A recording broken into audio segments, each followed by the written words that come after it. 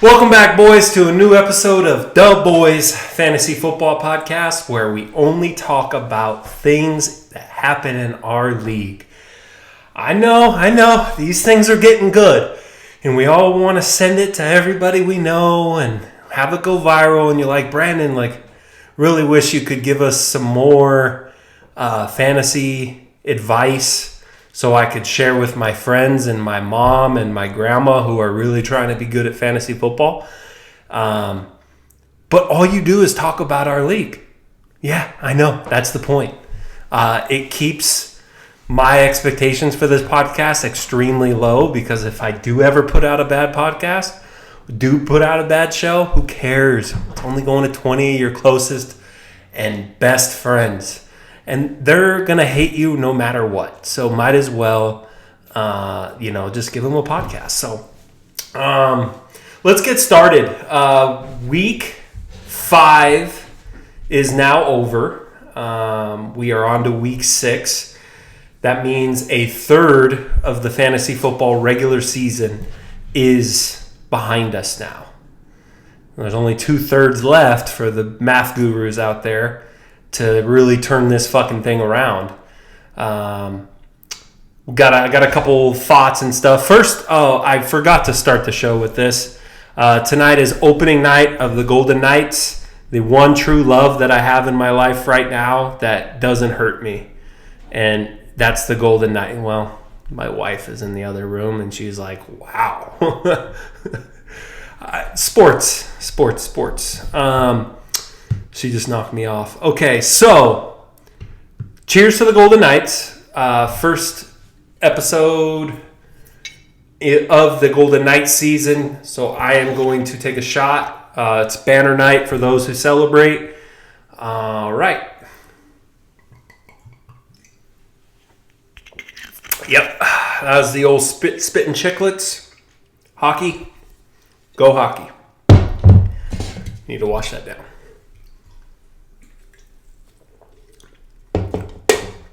All right, now that that's over, feeling a little loose. Let's discuss some fantasy football. Week 5 is behind us. I just said that. And remember when I said I can have a bad podcast and my friends aren't going to judge me? That's what I'm going to do today. Vibe check. Vibe check is I fucking hate football. That's what it really is about. I don't know if it has to do with the Rams. They're doing well, though. So I really can't blame my hate for football right now on the Rams. They're actually pretty fun team to watch. We shit the bed in the fourth quarter against the Eagles. That game was very winnable. We had no business winning it, but it was winnable. And offense just went completely stagnant, and we lost. We lost to one of the best teams in football in the Eagles. So I am just not enjoying the sport of football this year. I enjoy college. I'm not enjoying the NFL product. And I am aware I am solo in this venture that I watch it all day long. I watch every fucking game, and it's just pissing me off. The betting doesn't make sense. The fantasy football obviously is not working, but it's deeper than that. There are several times just things are not making sense on the football field. I don't know how to put it into words, but the reporting, you heard my rant on the whole reporting thing. The reporting has gotten to be so bad where you cannot trust anything that's said. There's no good information anywhere. If you're making stardom situms, it has to be solely based off of fucking luck and hopes and dreams. There's no way.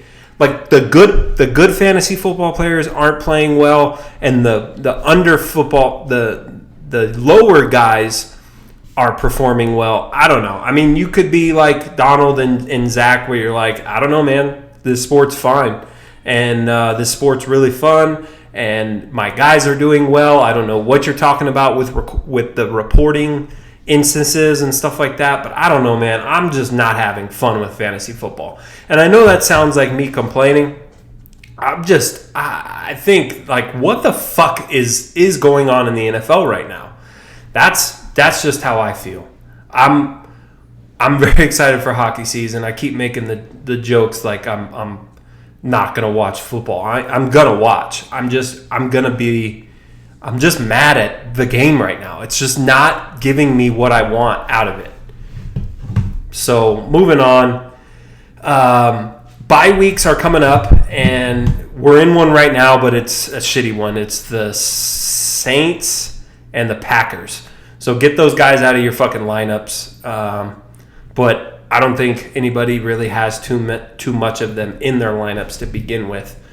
But bye weeks are coming. Like, we've got a big one next week where there's bigger teams. The week after that, the more offensive teams are going to be in there. So it's very crucial to have a deep roster, and there are a lot of us boys that do not have deep rosters worth of shit. We are barely stringing up a lineup as it is, and now bye weeks are coming up with all these injuries. I mean, we're going to have some very ugly lineups with 2 and 3 receivers on bad teams into the starting lineups, and it's going to get ugly and potentially make things a little bit more even for us shitty guys. Maybe it isn't. Maybe the good teams, like that build a roster and hold on to, like, we're going to talk about it, but Mister's team, where he loses 2 big, huge guys, that depth that he's been kind of refusing to trade, now he's got guys that can slide right in, so it's not going to be a big thing. That's really it on the vibe check. Vibe check is me basically saying I fucking hate football right now, and I'm just not having a good time watching it. Gossip. Back-to-back top scorer is Zach. He scored 155 points this week, and boy, is he sitting pretty. The gossip part, there's really no drama, I guess, around it, but the gossip is fucking Zach is loaded. You know, Josh Allen, Christian McCaffrey, Tyreek Hill, those 3 alone are going to win you many, many football games, and they have already started to win in many, many football games. And on a year where it was looking like potentially Zach just had those 3 guys, he's finding a lot of good guys in it. Breece Hall turning it on. And the Jets are starting to realize, wait a second, we have to use this guy. They're not going to use Dalvin Cook as much, it seems. Breece Hall, welcome to the party. Welcome to fantasy football this year. He is here. He did have a good game earlier this year. We'll see if he can keep it going, but I think Breece Hall is a dog, and he's going to be fine. Puka Nacua, even with Cooper Kupp production, he still gets it done, so it's very clear Puka Nacua is going to be like that Robert Woods that the offense used to have when it was Cooper Kupp and Robert Woods. As we all remember, Robert Woods performed as he ended up as a top 10 wide receiver that year, along with Cooper Kupp as a top 10. So this offense is very capable of that. Sean McVay's done that before. So Puka Nacua, absolutely dog, and I wouldn't think he's going to slow it down. Now, he's not going to have like massive. Maybe he will. I don't know. I actually don't think that his production changes a whole lot. He had the score, so without the score, he'd be in the 12-15 range. And, but I think if you're plugging him as your number 2, number 3 receiver, that's a stud performance. Gabe Davis trade is looking like it's working out. All in all, phenomenal job. And I talked a little bit about Tyreek Hill, but like Tyreek Hill and Christian McCaffrey are the number 1 and number 2 at their position. I don't know if that's true. I know McCaffrey is. But they're going to be close finishing out the year. And same with Josh Allen. So kudos to Zach. He's built a good team. We'll see what he can do with it moving forward. But he's even got some solid options on the bench right now with Tajay Spears and Kendre Miller. He's got a nice little roster of running backs that are like handcuff waiver wire pickup guys that are just kind of waiting to pop. So hopefully he doesn't really need too many of them, but I I'd like to see a Couch Crew member get her done this year and obviously be a first-time winner. That would be cool. And moving on to another guy who is dominating, but he took a major hit this week is Mister. Obviously, touched a little bit earlier, but the big thing that happened Sunday was Justin Jefferson got injured. It seems to be like a minor injury, but Vikings might be in tank mode because they are sending him to IR, and who knows? I mean, they still haven't locked that guy into a huge contract. It could be a while till we see Justin Jefferson back on the field. I don't think, especially if they're going to trade Kirk Cousins, they're not going to make any decisions that are going to rush him back. They're going to play that game where we're like, whatever you need, Justin, whatever you need. And, we could be potentially looking at this a month from now, and it's like, okay, is he going to play? Is he not going to play? I would be very nervous about it. And then also, he lost Devon Achane. That one is kind of out of left field. I honestly didn't even know he got hurt. I watched a lot of that Dolphins game, and I had no idea he got hurt. He had pretty good production in his lineup, so I assumed everything was fine. But obviously the news comes out today that Achane is going to be moved to IR, miss multiple weeks. Sorry, he hasn't been moved to IR yet, but it's very much looking like a situation they're going to move him to IR. That's huge for Adam. Raheem Mostert's going to be obviously the number one there now, but there's options still that they could get other guys in the mix. But, I mean, let's take a look what that really does to Mister's roster as a roster that was potentially looking like, holy fuck, this guy's going to go on a run.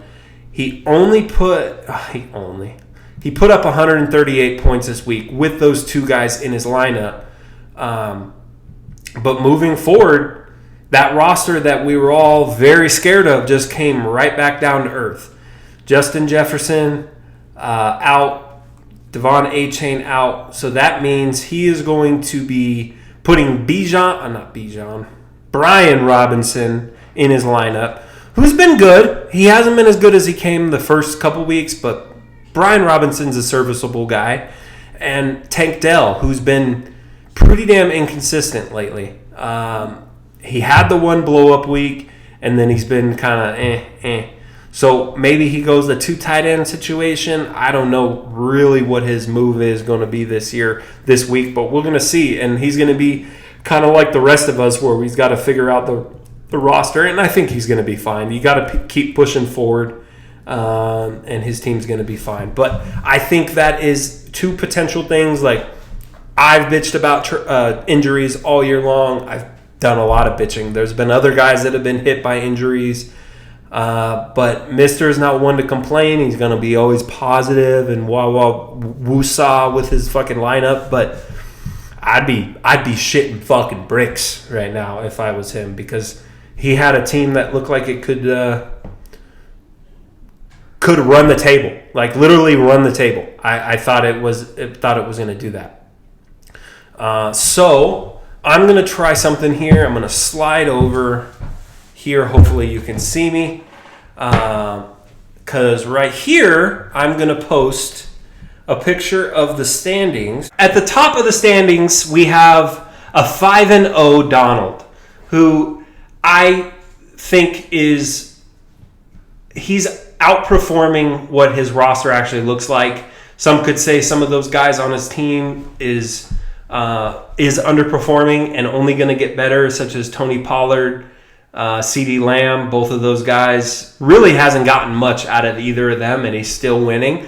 And if those guys get in the mix and start scoring those elite points, his team could be scary, and I agree with that.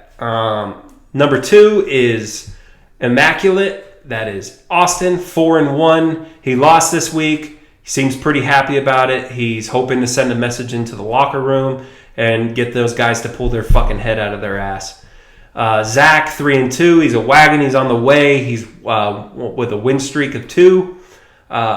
Jared at 3-2, and Mister at 3-2. Look, all three of those teams, Zach, Jared, Mister, very well could win the league. Those are very good teams. And then sixth place, currently in the playoffs, if the season ended today, is Dakota, who put an absolute fucking whomping on me. We'll talk about that breakdown in a bit. And then the rest of us are at 2-3 and 1-4 and 0-5. So we have Tyler, who lost after making that huge trade. Adam at 7, Tyler at 8, Braden at 9 at 2-3, and Justin at 10 and 2-3. He slipped down 2 spots. I'm at 1-4 with an abysmal 448 points scored.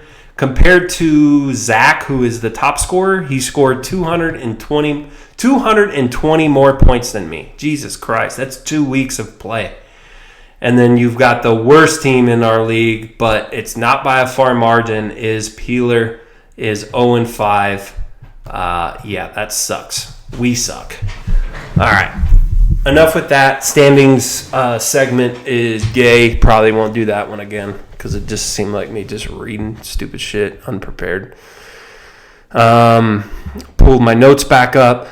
BP Complaining Corner. Now, I'm going to take a little bit of a step here and say that, well, first of all, we had a submission last night by Justin, who did his loser video. He did it earlier than the other guy, so he did it last night right after the Monday Night Football game. I feel like it's important to put it in here now, so I'm going to take a break. I'm going to insert his video here. What's going on, fellas? Had to step outside, away from that game. It was tough to watch. I watched Davante Adams absolutely torch the Packers. What does he have, 20 points right now? Oh, wait, that's Jacoby Myers. Yeah, it's a rough day, rough game, rough week, really. I don't even really want to get into the matchup. I'm looking at my iPad. I got the league pulled up. I don't even think it's worth getting into the matchup between me and Mister. If I make the perfect starts, if I get Justin Fields in there, if I start a defense that doesn't score negative points, if I even, replace Ramondre Stevenson with a capable running back, I still would lose. I did the math. So that doesn't really matter. Losing, being lowest score does suck, though. And that's where it does, making those stupid start sits. That's where it does really kind of eat at me. Last week when I kicked Peeler's ass, it felt really good. Every time you win, I just feel like I'm already setting my lineup for the next week. I'm on the app, prepping a week or two out. I knew the matchup against Mister was going to be tough. I knew it was going to be a grind. I mean, obviously, I didn't think I was going to lose by 70. But, if I made the right starts, kind of grind out a win, and then I'm looking ahead to next week. I got Brandon. That's pretty much a bye week. So I was looking ahead, and I was like, dude, my team could be pretty deadly. I could be sitting at 4-2. But now I'm 2-3, and now I got to play Brandon, and I can't cough that one up. So rough week overall. I mean, it really started with Thursday. Commanders, Bears. I wanted to start Justin Fields, but Anthony Richardson's been electric. When he plays, he's incredible. The problem is he's played 4 games and he's got injured 3 of them. So it's like every time the guy touches the ball, he scored a touchdown every game that, he finishes. That's not even true, but he scores a lot of points, all right, when he's really good. That's my point. But now he'll be on the waivers more than likely, and whoever picks him up for their playoff run is, just enjoy it, all right? My gift to you. I just can't afford him to clog up my roster. I got to grind out some wins. So Justin Fields will be my quarterback moving forward, and I hope that's a good thing. Yeah, like I said, I'm not going to really harp on the matchup. I mean, I didn't really find myself being here this soon. Fantasy football is tough, let me tell you, because As a Chiefs fan, I should be on top of the world every single week. Patrick Mahomes is my quarterback. Travis Kelce is my tight end. I mean, those are the two best players in football. We're just AFC Championship every single year. I mean, there's no doubt in my mind that, we have a great shot at a Super Bowl. But losing in fantasy eats me alive. And I could not enjoy this win over the Vikings, even though it was ugly. But it's still a win. I should enjoy it. Looking ahead to Thursday Night Football, we're playing the Broncos. Should piss pound them. We haven't lost to them in like 6 years. Like, that should get me excited. But I lost. I feel defeated. And fantasy's rough, man. It really is rough when you lose. But it's so good when you win. So you just got to win more. That's really what it comes down to. All right, welcome back. I think Justin does really good. I thought he did a pretty good breakdown. He sounded very depressed. He sounded like the same way I sound when I talk about fantasy football, where he's just like, fantasy football's hard. It's really, really kills me. And I feel that. I feel that on every level, and I just I thought he did a good job also taking his digs. So thanks, Justin, for that video. The punishment will be placed at the end of the video. Now here's my time to talk and my time to complain, because I received probably 2 or 3 accusations throughout Sunday that were like, wow, starting CEH over Zach Moss, that's got to be a Zach start of the week. Yeah, no shit it is. It's fucking bad. Obviously, now if you were paying attention, you would know that I did not have Clyde Edwards-Helaire prior to 12:30 on Sunday. I was forced into a corner where I had to place somebody that was going to actually play that day into my lineup. The situation was at 9:30, there was still no Javonte update. Javonte was in my lineup as a guy that I wanted to start. If you look at Jaleel McLaughlin's numbers, they were pretty good. And I thought Javonte was going to get those. Javonte practiced for 4 straight days. Limited some of them, but full practice with intention to play. And there was really no signs to say that the Broncos were going to sit this guy.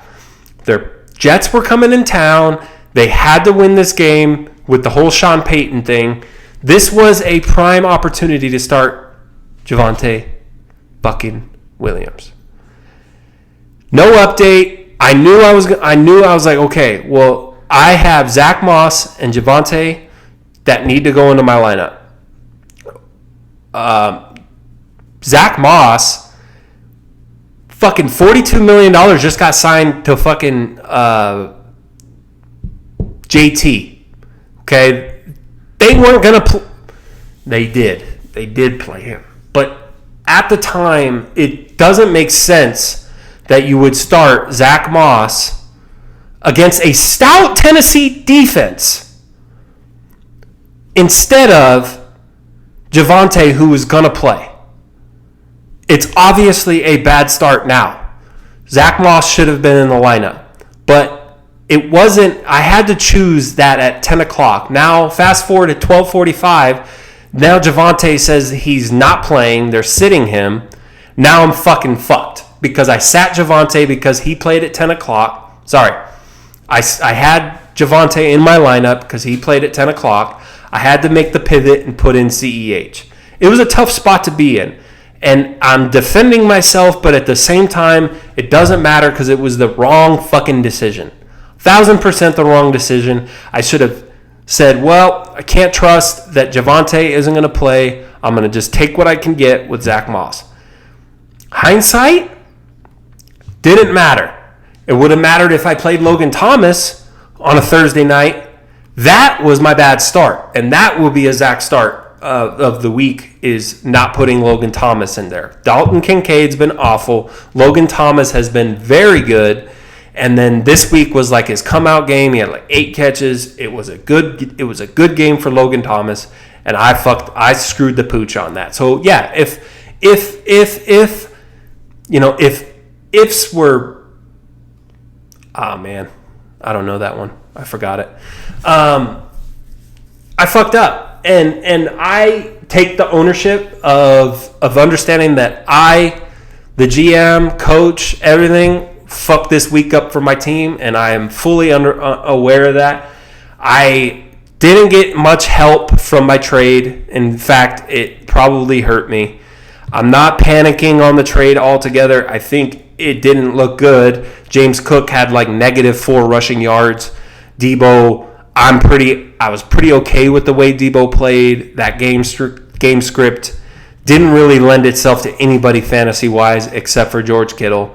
And Brock Purdy had a good game. But I don't think it's any reason to panic. Obviously, Cooper Kupp balled. But, I mean, I'm fucking 1-4, and I do still feel good. And by the way, that all started after waking up Sunday and them saying Saquon Barkley wasn't going to play. So I had to deal with Saquon, then do I play Zach Moss or do I play Javonte? And then, oh fuck, Javante's out. Now I got to play Clyde Edwards-Helaire. I woke up that morning with Saquon Barkley in my lineup, and I went through 2 other guys and ended up with CEH in my lineup. Fucking pitiful. So I deserve to lose. I am disgusted with myself once again, but I did not score low scores, so you got to take a win where you can get them. And talk about the roller coaster of me having fucking, I swear to God, I said this to myself, and I typed it out 3 times to put it in the group message. I said, wow, DJ Moore really bailed out my Debo Samuel trade. Good thing I didn't say that. But here I am saying it now. I did think those thoughts. Those thoughts were in my head. I was like, DJ Moore with 50. Not only does it seem like it would be hard to lose a football game when you have one guy score 50, but for me to also not get nothing from anybody else. I mean, my team put up, they laid the bed other than DJ Moore. And Dakota's team, he fucking kicked my ass. He had 2 guys go on fucking Sunday morning, that London game, and they fucking balled out. Travis Etienne and who else was it? Damn it. 3. He had Stephon Diggs. Stephon Diggs fucking buried my ass too. So good for Dakota. He fucking got it done. And, he's taking his licks on this podcast, so you're more than welcome to give it back. I did say that he made a bad Zach start by playing Dallas Goedert over George Kittle, trying to be funny, and he was just like, I roll, and he was like, okay, sorry, I messed up the number 1 and number 2. I'm like, dude, take a fucking joke, relax. All right. Now talking about the best matchup of the week, the best game. It never really was close, but I do feel like I want to just talk about it, just because I want to talk about Jared's team just a bit. Jared and Zach's team. Zach put on the whomping on because he scored 150 points, 155. But Jared was faced with some pretty tough adversity this week, and he still put up 127 points. So that is this week's fantasy game of the week. New Year, New Me versus Hall or Nothing.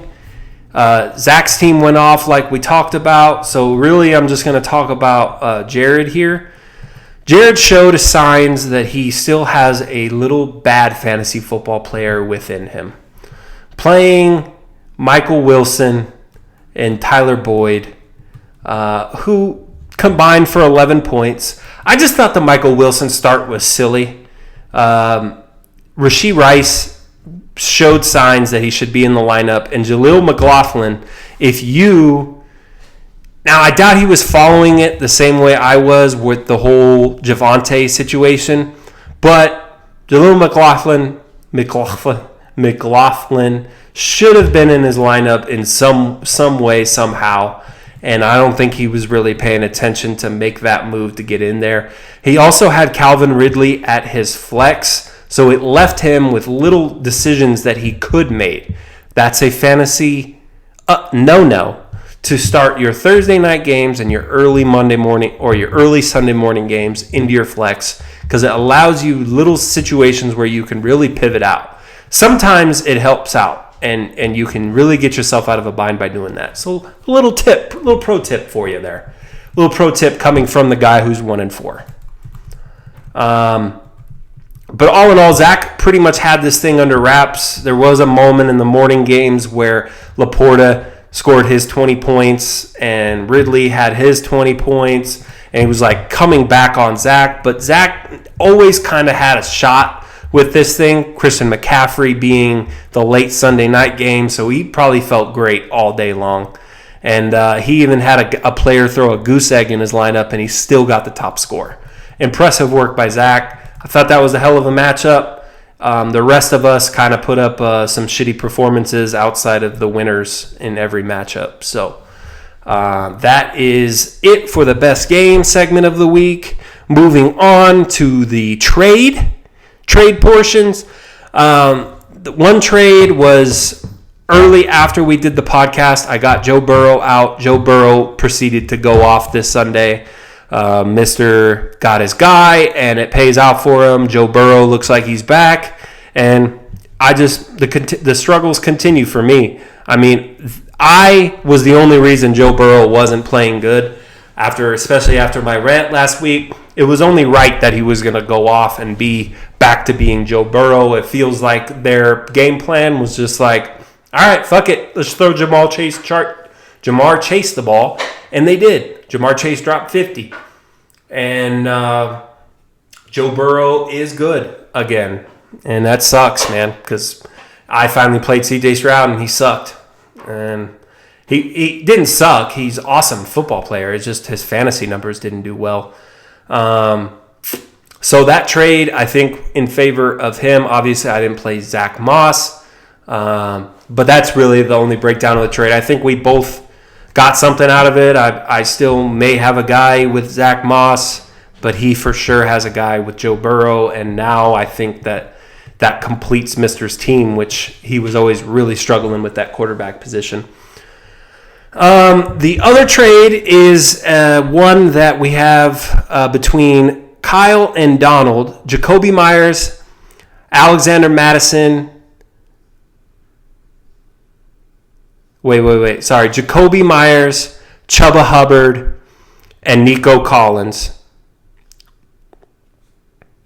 Damn it, my fucking thing messed up here. I'm sorry, guys. Jacoby Myers, Chuba Hubbard, and Jaden Reed.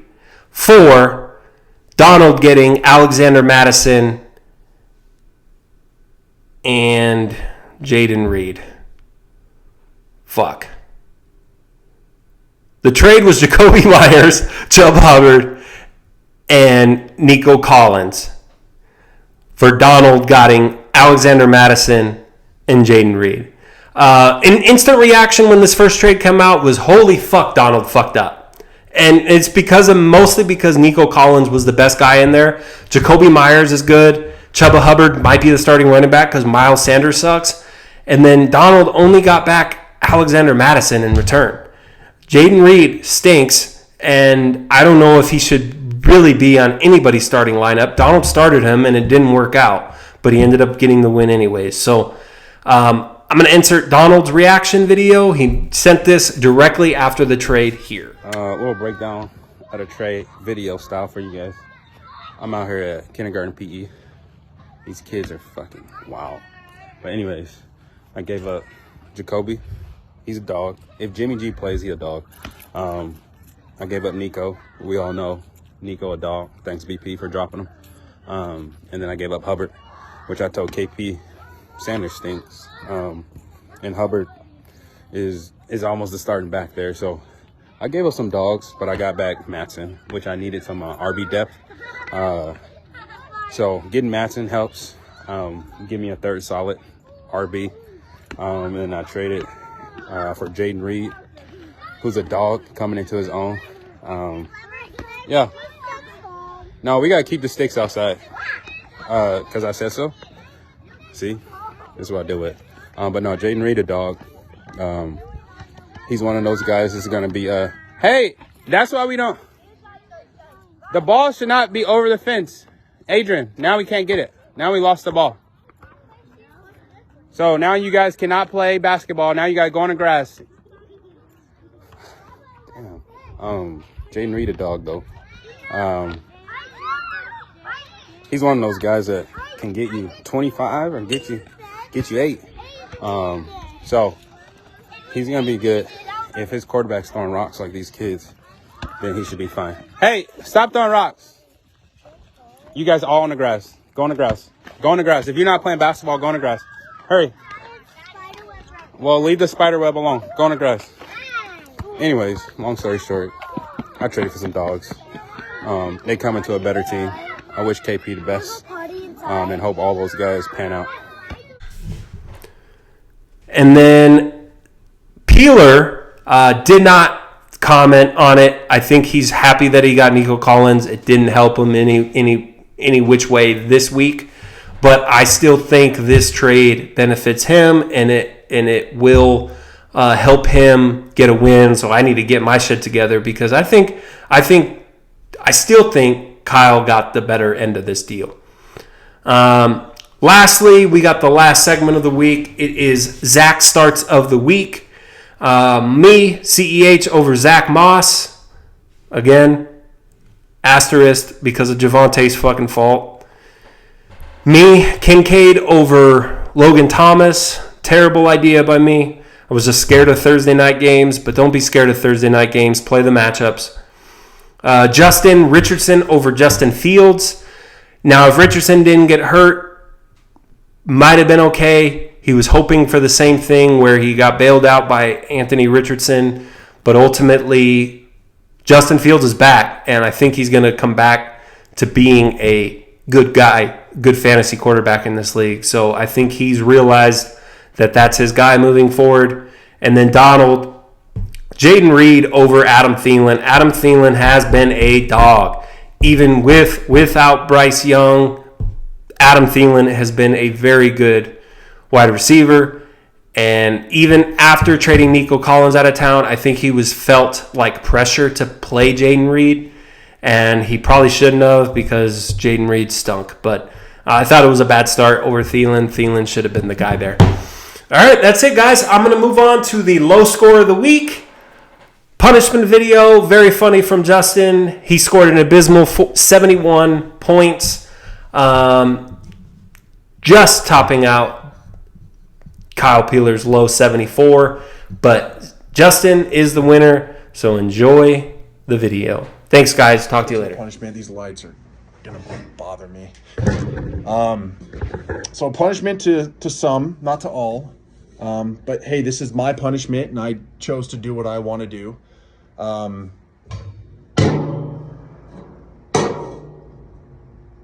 see if I can.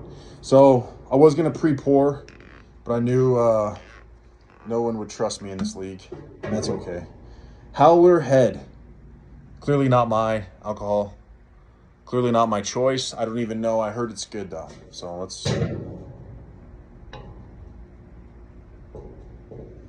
Oh fuck, that's a hefty pour. Whew. Alrighty, here we go, fellas. Oh my god, that is not good. It's not good at all. Let's hope I make it to work tomorrow, boys.